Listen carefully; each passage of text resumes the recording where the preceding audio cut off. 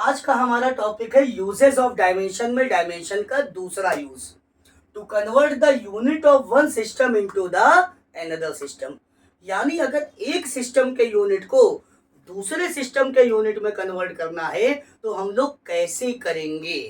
तो एक सिस्टम मान लीजिए हमारा एमकेएस सिस्टम है जिसमें लेंथ को मीटर में, मास को किलोग्राम में और टाइम को सेकंड में लिखते हैं। और दूसरा सिस्टम हमारा सीजीएस सिस्टम है जिसमें लेंथ को सेंटीमीटर में, मास को किलोग्राम में और टाइम को सेकंड में लिखते हैं। दोनों मीट्रिक सिस्टम है तो ऐसा ही दोनों को अप्रूव करता है। तो अब देखिए, मान लीजिए कि पहले सिस्टम में एग्जाम्पल के तौर पे हम बता रहे हैं लेंथ। तो पहला सिस्टम हमारा एमकेएस सिस्टम हो गया और दूसरा सिस्टम हो गया हमारा सीजीएस सिस्टम। अगर हम बेसिक एग्जाम्पल ले लें लेंथ का, तो लेंथ की बात करें, इसमें यूनिट होता है मीटर और इसमें यूनिट होता है सेंटीमीटर। और अगर हम कहें 1 मीटर में कितने सेंटीमीटर होते हैं, तो 1 मीटर में होते हैं स्टूडेंट्स 100 सेंटीमीटर, हम सभी लोगों को पता है। अगर हम इसी के बेसिस पे एक फॉर्मूला बनाना चाहें तो फॉर्मूला कैसे बना सकते हैं। ये 1 क्या है, 1 है हमारा numerical value in first system. पहला सिस्टम ये एमकेएस है, दूसरा सिस्टम ये सीजीएस है। तो 1 क्या है, numerical value in first system, यानी एमकेएस हमने यहाँ पे लिया हुआ है। तो न्यूमेरिकल वैल्यू n इन फर्स्ट सिस्टम n1, तो हमने इसको n1 लिख लिया। मीटर क्या है, unit in first system, so we can write it by u1 is equal to 100 क्या है, न्यूमेरिकल वैल्यू यानी मैग्नीट्यूड, लेकिन in second system, so we can write it by n2। और सेंटीमीटर क्या है, centimetre is the unit of length in second system, so we can write it by u2। So this is the expression. ये formula है n1 u1 is equal to n2 u2, जो कि हम लोग यहाँ यूज करने वाले हैं एक सिस्टम के यूनिट को दूसरे सिस्टम के यूनिट में कन्वर्ट करने के लिए। अब देखिए कैसे। अब सपोज करिए 2 सिस्टम है हमारे पास, एमकेएस और सीजीएस। ठीक है, एमकेएस हो गया हमारा पहला सिस्टम और CGS is our second system. अब एमकेएस सिस्टम में फोर्स का यूनिट होता है न्यूटन और सीजीएस सिस्टम में इसी फोर्स का यूनिट होता है डाइन। और हमको पता लगाना है 1 न्यूटन में कितने डाइन होते हैं। तो हम लोग डायमेंशन मेथड से एक यूनिट को दूसरे यूनिट में कन्वर्ट कर सकते हैं। कैसे करते हैं वही हमको यहाँ पे समझना है। तो देखिएगा, इसी फॉर्मूले की हेल्प लेते हैं। n1 u1 is equal to n2 u2। n1 क्या है, numerical value in first system, पहला सिस्टम एमकेएस है, न्यूमेरिकल वैल्यू 1 हो गई। तो यहाँ n1 u1 is equal to n2 u2। तो n1 की वैल्यू हो गई 1, u1 मीन्स यूनिट, तो यूनिट यहाँ पे न्यूटन है, लेकिन हमको यूज करना है डायमेंशन मेथड। तो अभी हम लोग यहाँ पे डायमेंशन लिखेंगे, आगे चल के यूनिट लिख लेंगे। तो डायमेंशन ऑफ न्यूटन, तो न्यूटन यानी फोर्स, और फोर्स के डायमेंशन आपको पता होगा, फॉर्मूला होता है F is equal to ma। अगर कहे यूनिट क्या होगा इसका, तो मीटर, वो मास का हो गया किलोग्राम, और एक्सीलरेशन का हो गया मीटर पर सेकंड स्क्वायर, या इसी को हम लोग शॉर्ट में न्यूटन यानी n से रिप्रेजेंट करते हैं। अगर कहे डायमेंशन क्या होगा, तो किलोग्राम यानी मास का डायमेंशन m हो गया, मीटर यानी लेंथ का डायमेंशन l हो गया, और सेकंड यानी टाइम का t हो गया, और पावर 2 लगा हुआ है। सॉल्व करेंगे तो mlt की power -2। So this is the dimension of the force. ये हो गया फोर्स का डायमेंशन। तो यहाँ पे डायमेंशन हम लोग क्या लिखेंगे, mlt की पावर -2। और पहला सिस्टम है तो 1 लिख लिया।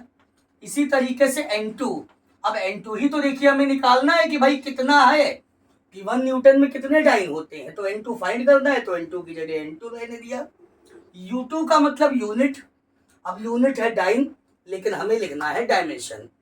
तो देखिए फिजिकल क्वांटिटी तो सेम है, और सेम है तो डायमेंशन तो सेम ही रहेगी।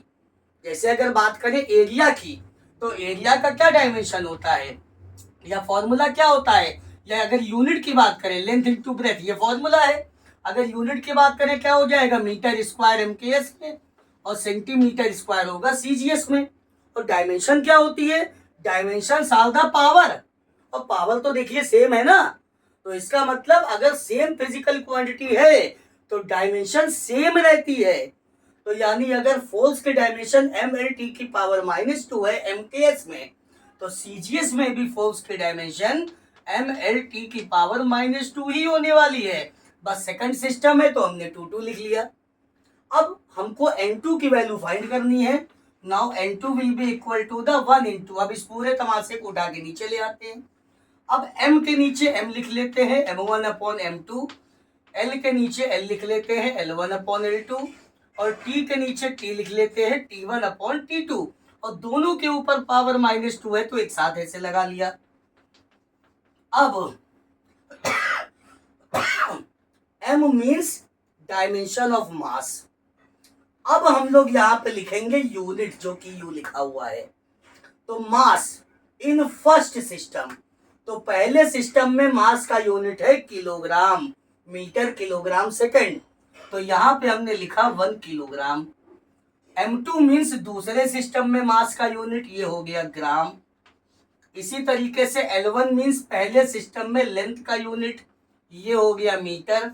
L2 मीन्स दूसरे सिस्टम में लेंथ का यूनिट, ये सेंटीमीटर। और टाइम देखिए दोनों सिस्टम में सेकंड ही होता है, और पावर -2। अब हम इसको कन्वर्ट करने जा रहे हैं।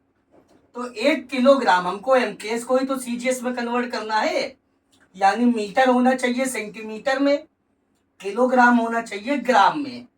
तो 1 किलोग्राम में कितने ग्राम होते हैं? 1000 ग्राम, और नीचे ये 1 ग्राम है। 1 मीटर में कितने सेंटीमीटर होते हैं? 100 सेंटीमीटर, और नीचे पहले से सेंटीमीटर है, क्योंकि हमें मीटर को ही तो सेंटीमीटर में करना है। तो जहां मीटर था वहां सेंटीमीटर कर लिया, और यहाँ पहले से सेंटीमीटर है, तो इसमें चेंज करने की कोई जरूरत ही नहीं है। सेकंड और सेकंड ये कट के 1 हो जाएगा, और 1 की पावर चाहे जितनी भी हो 1 ही रहता है। नाउ सेंटीमीटर से सेंटीमीटर कैंसिल, ग्राम से ग्राम। ये देखिए 3 जीरो और ये 2 जीरो, यानी 10⁵। अब ये ला करके यहाँ रख लेते हैं, तो हम कहेंगे 1 newton is equal to 10⁵ dyne, यानी 1 न्यूटन में 10⁵ डाइन होते हैं। तो इस तरीके से हम लोग एक यूनिट के एक सिस्टम के यूनिट को दूसरे सिस्टम के यूनिट में कन्वर्ट करते हैं। अब आपके लिए क्वेश्चन है कि 1 जूल में कितने अर्ग होते हैं? स्टूडेंट्स, जूल हमारा यूनिट है वर्क का या एनर्जी का एमकेएस सिस्टम में, और अर्ग भी जूल या एनर्जी का यूनिट है सीजीएस सिस्टम में। तो अब आपको इसको सॉल्व करना है कि 1 जूल में कितने अर्ग होते हैं, और कमेंट सेक्शन में आंसर बताना है। कोई डाउट हो तो कमेंट सेक्शन में आए। आई होप आपको लेक्चर समझ में आया होगा। Thank you.